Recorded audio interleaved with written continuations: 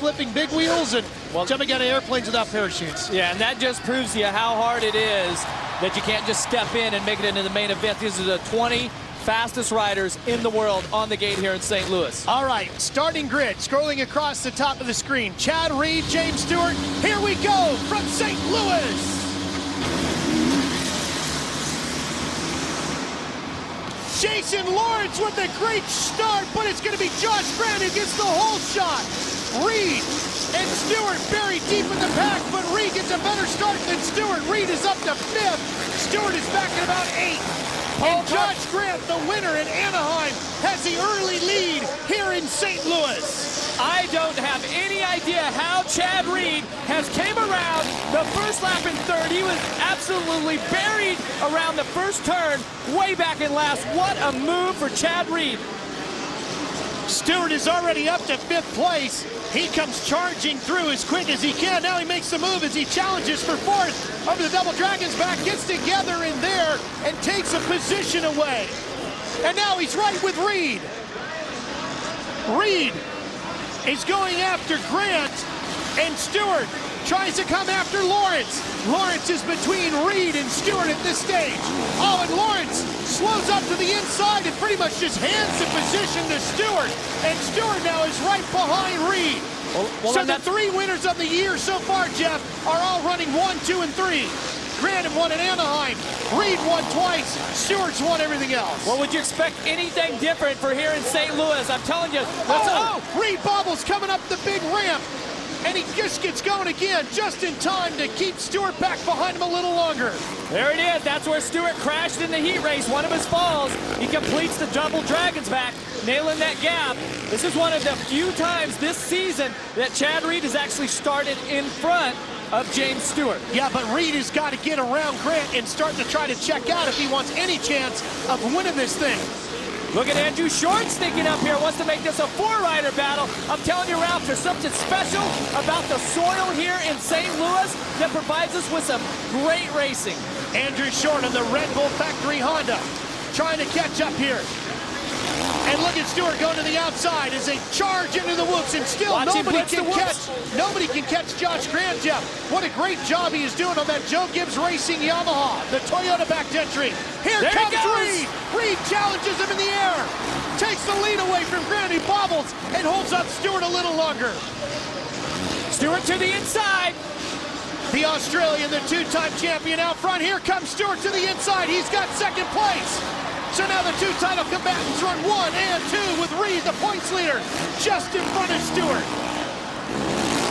How incredibly patient but yet aggressive these riders were as they made their way to the lead. Our 2 championship contenders, but the pressure is on. James Stewart was our fastest qualifier, had a horrible heat race, still made it through. He's regrouped, now put himself into position to challenge for the win here. But as we've seen this year, Chad Reed being out front has been the pressure that has forced Stewart into making mistakes. Has he learned from that? Can he regroup here in St. Louis and work his way past our current points leader? Jeff, right now they seem to be running the same line, don't they? They are, but here they go. They switch it up. Chad Reed's running a different line. Stewart to the left. Let's see if that works for James. Here he comes. The 2007 titleist trying to take the lead away. And I'm telling you, when this crowd starts to get loud, when they really start to light it up here, our championship contenders, they can tell. Stewart cuts to the inside and takes the lead. He carried so much speed through that corner, Jeff. It was just lightning quick through there. And that was interesting because he went inside-outside. Reed went outside-inside.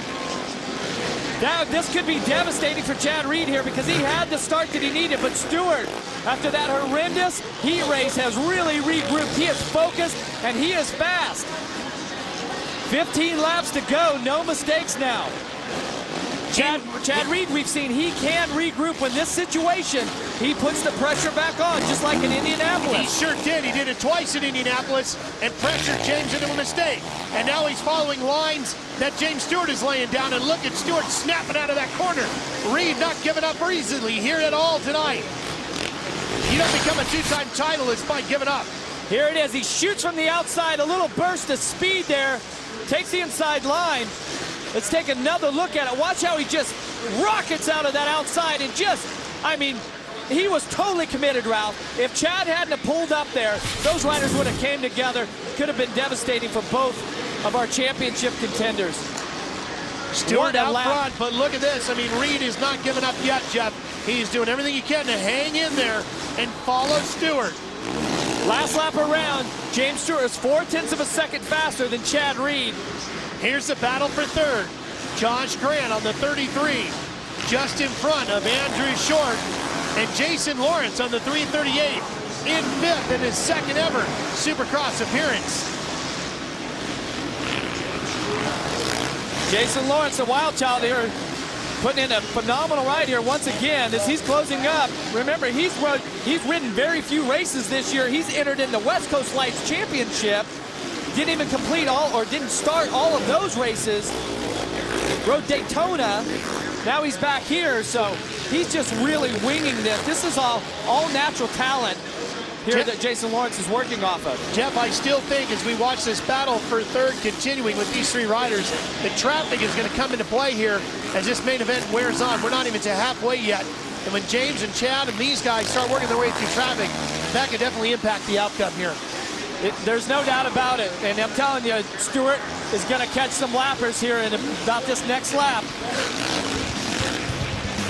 And the battle for third continues as James Stewart leads here in St. Louis with Chad Reed chasing him. Lewis trying to win 2 races in a row, one a week ago in New Orleans. Has taken the lead away, the third rider to lead here tonight. And look at him just scrubbing the speed as he clears all these different obstacles. Through the section that gave him fits earlier tonight. Stewart just running very smooth. Here's Ivan Tedesco. Tedesco's back in 6th. And we go back to Stewart. Let's go back and take a look at our progressive hole shot replay. And you're going to see a bunch of blue bike as they go into the first turn, but it's 33 Josh Grant who muscles his way through. He gets on the brakes hard. He's in the white gear. You see him on the inside. He's muscling around. Just takes it from Carpenter and Lawrence. Look at how far back Stewart was at that point. Reed was too, and both riders picked their way through so aggressively on that first lap, and it was just 3 or 4 laps before they were in the lead. I'm telling you, both riders have put in great main events here. We're about halfway through. James Stewart slowly pulling away. He's got 2 seconds right now over Reed, and he's not doing it with one big jump. He's doing it a 10th here, a 10th on this lap, a couple of 10ths on the other lap. So he's very slowly creeping away from Chad Reed. You see the San Manuel Yamaha riders, mechanics, I'm sorry, cheering him on right now. And what can you say about James Stewart? He was fastest qualifier, just had a disastrous heat race where it looked like he was really unfocused, but he's doing what champions do. They regroup, they make the comeback, like that John Elway thing, you know, that final drive of the game to regroup, to win it. So James Stewart needs some wins in this championship to get back in it. He's 8 points behind Chad Reed. Back to the battle for third. Grant, Short, Lawrence, all in here. Short, you see Andrew on that red number 29, third in the point standings.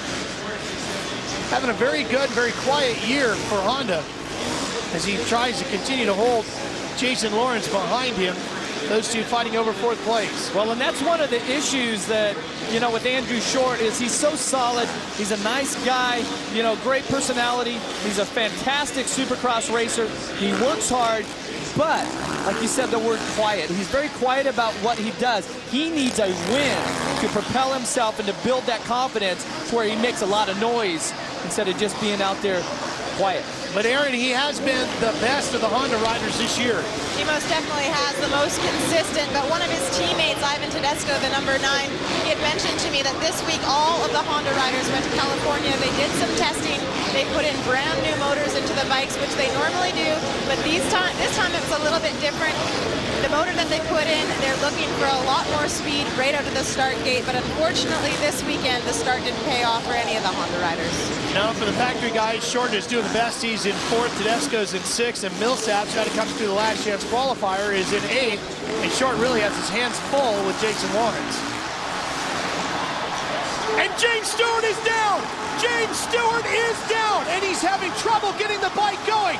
Chad Reed has taken over the lead. Let's see if the bike starts. The bike, he kept it running. This is exactly what he cannot afford.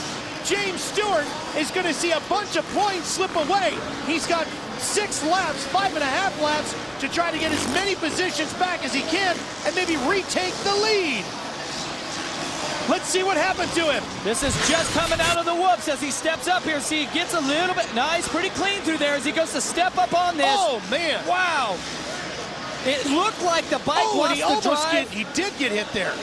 There goes Reed. Not sure if he missed a shift or whether that kicker, as you step up onto that tabletop, what happened there. But the bottom line is he made another critical mistake here tonight when he's been so fast and so good. Now he's handed the lead over to the current points leader, Chad Reed. That's 3 points towards the championship. And Reed leads it. Stewart is in second. Grant is in third. So the good thing for James, he didn't lose that many spots. He's 9.5 seconds behind Reed with about 5 laps to go. Well, and for those mathematicians out there, you work it out with 6 races to go coming into this race, or 6 to go. You know, assuming that Reed and Stewart go 1-2 till the end of the championship, for Reed to protect his championship points lead, he needed to win 2 of the last 6. This could be 1 on his way to 2 to guaranteeing the championship. Now, of course, there's a lot of racing to go. I'm not gonna go there, but mathematically speaking, this is what we're talking about. 4 laps remaining here. Oh boy, and look at James pushing it now, trying to make that ground back up. And James Stewart, he's one of those riders, he is so incredible on the bike. And I've talked with many of the team managers, the industry insiders around the pits. Stewart is mind-blowing. Every one of them says the same thing, that Stewart rides right on that fine line between brilliant and crashing. Tonight, he was brilliant, and then he made a mistake. Chad Reed, the 2-time champion, the points leader, finds himself out front with 3 laps remaining, maybe on his way to his 3rd victory of the year. What a huge momentum builder this would be for the Australian rider. One of the grittiest racers you'll find anywhere in the world. Never gives up, has not given up tonight, has been pushing Stewart, and finds himself in a tremendous opportunity to give himself some distance in the points. Wow, Ralph, I'm telling you, Chad Reed, so mentally strong. There's Mike Gosler, his mechanic, saying you're up by 9. He is 9.7 seconds last time by. He's got to keep pushing. He's got to watch out for the traffic. That could have been very costly there as he got awful close to Ryan Sykes. The gap this time by across the finish line jump. Let's see what it was. Reed has already passed. Where is Stewart? 10.1. Reed actually gained time on that last lap. He ran a 48.6. Stewart a 49.0, Jeff. Yeah, I think it's inconceivable to think that without a major mistake by Chad Reed that Stewart is going to be able to win this main event here. I'm telling you, he had this thing in the bag. Chad Reed keeps applying the pressure as he's done all year. And, you know, Chad Reed has had a whole string of second-place finishes behind James Stewart. He's played second fiddle a bunch, but yet he's gotten those seconds. He's not made any major mistakes in this championship. 8 times this year, Chad Reed has finished second. If he's not second, he's the winner. And don't forget, 100% of the time that James Stewart has not crashed, he's won. Tonight, crashed 3 times. Twice in his heat race and once in the main event, which might be the most costly one of the night. Now Reed trying to get around Josh Hill, and that's the kind of thing that can really cost you. Hill actually just got his lap back from Chad Reed. Chad was very patient when he was around the blue bike there and just let him go. The crowd here in St. Louis really cheered him on, Jeff. You can hear him in the background. Final lap. Mike Gosler says thanks. Yeah, here we go towards the checkered flag. Chad Reed. 1 more corner to go, and he has done it. Chad Reed, his 3rd win of the 2009 season. And the points leader extends his lead over James Stewart. What an incredible night for Stewart. It looked like he was going to win another one, but instead he ends up on the ground, and Chad Reed goes